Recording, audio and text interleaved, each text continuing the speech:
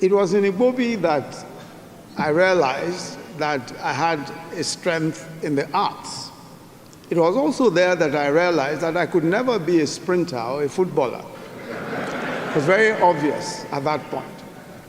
In my Form 1 in Igbobi, Form 1A, Mrs. Elushade, our class teacher, got us to write essays every week. And the best essay would be posted on the notice board. So in the first 2 weeks in Igbobi, Dakwali, who I believe is here somewhere, his essay was declared the best. It was neat and had good punctuation, etc. Then she said there was one that was very imaginative, although it wasn't as neat and it didn't have the right punctuation marks. She just read out my essay and everyone clapped. So instead of one essay on the notice board, there were two. The best essay and my own essay. That encouragement stayed with me, and it gave me so much confidence going through school from then on. And it's important to mention that because the role of teachers is so crucial to what we become. I can never forget that the way that Mrs. Elushade carried on and what she did at that point, she's deceased now, she's gone to be with the Lord, just made a whole difference in my perception of myself, my abilities, and how I eventually turned out. I watched seniors Femi Delumo, Henzo he was called, that was his nickname, Daru Owe, Senior Tunde Nzegu, and of course Chris Bora. I watched them debate, and I knew I wanted to debate. So I debated for the school also. But those seniors who were ahead of me were the absolute inspiration for what I would then do in years to come. Because Igbobi placed a value on academics, on sports and literary achievement, and you were called up on stage to receive your prize during the assembly. So you were recognized.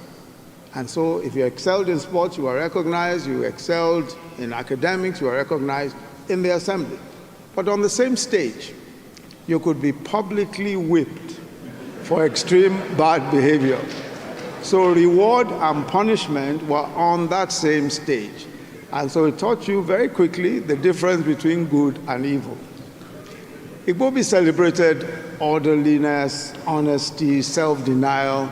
Anyone caught stealing became an outcast. There was just no excuse.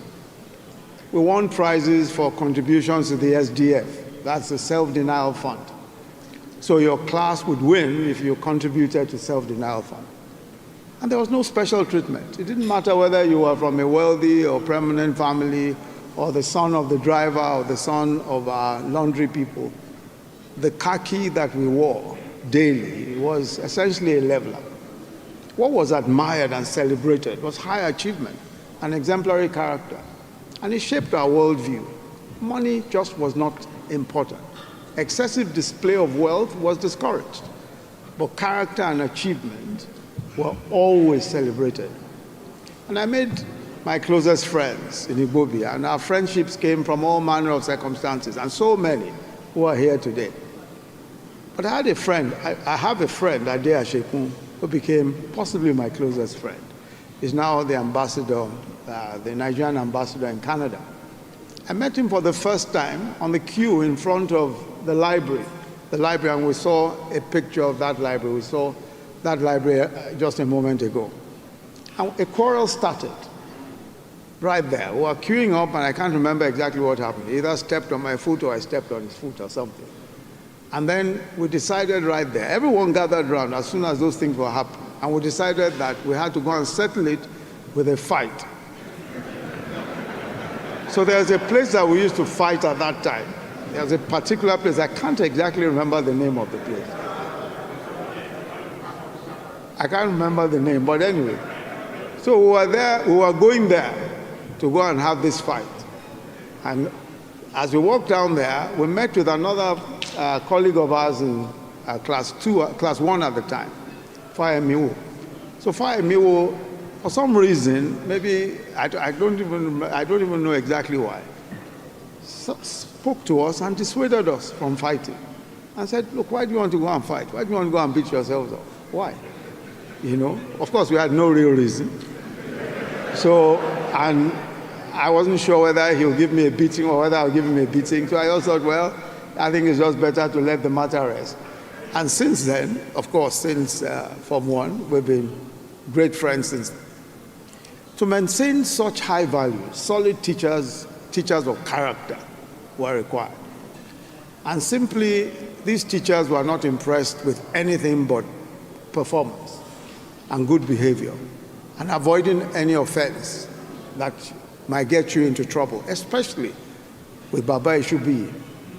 His office doing anything that was so bad that you ended up in his office was really the beginning of common sense.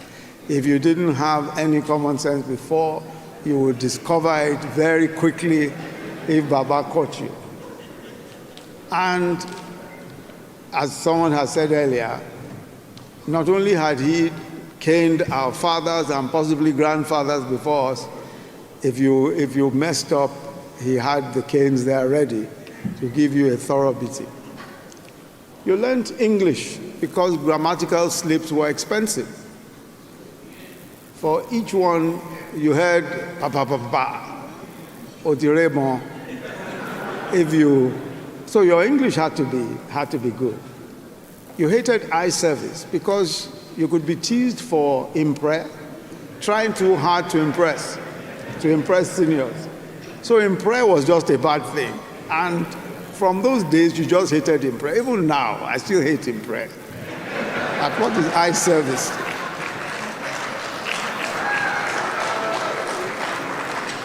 Igbobi produced the brightest and best, and we owe generations to come that same opportunity.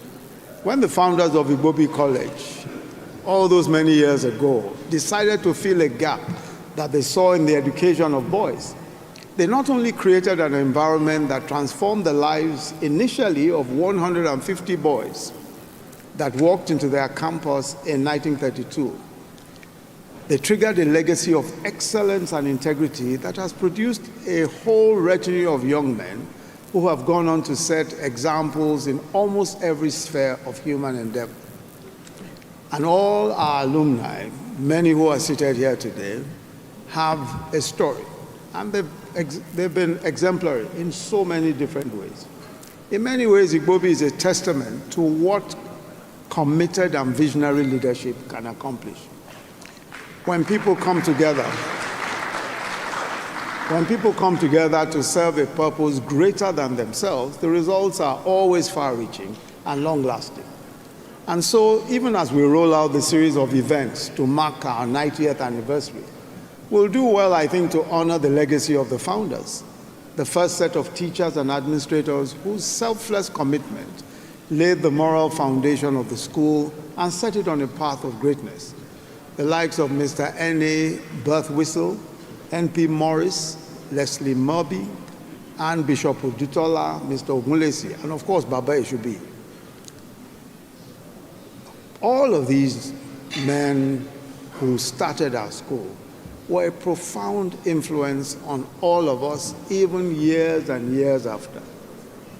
In a sense, these men still form the biblical cloud of witnesses, guiding and inspiring the succession of administrators, teachers, alumni, and students who have come after to keep the flag flying.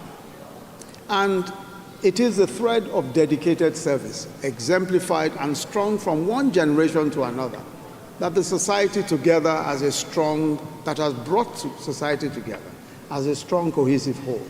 Every generation from Igbobi College, since inception, has produced an array of outstanding leaders, pioneering businessmen, exceptional statesmen who have served at every level of public service and governance, clergymen with national and global influence, thought leaders and intellectuals with indelible footprints in academia, in journalism, and many more different fields. But what is sometimes unseen beneath the surface of the individual achievements is the wider societal impact of each of these men, the values they've transferred within their families and immediate constituencies, the number of jobs they've created, the forward-thinking public policies that they've been instrumental in crafting, and the number of people inspired by the laurels they have won in their respective fields. If there is anything Igbobi has taught us, it is the difference one person can make by taking responsibility for their own little corner of the world and the duty we owe to pay it forward. So a relay team is only as strong as how well each person runs their leg and how successful they are in being able to pass on the baton. Igbobi College is still going strong today because its founders and those who came after them understood this and have been successful in empowering generation after generation of young men for 90 years. So the challenge for us today, those of us who are still running our respective races, is that we cannot afford to be the weakling. This is why the task that we've set for ourselves as part of the 90th anniversary celebration to raise $1 billion for infrastructural improvements and further educational upliftment of the students of our alma mater is imperative. I'm certain that given the caliber, the pedigree, the commitment of our alumni, this is a goal that we can reach very easily. I'm told that already we have close to 200 million today.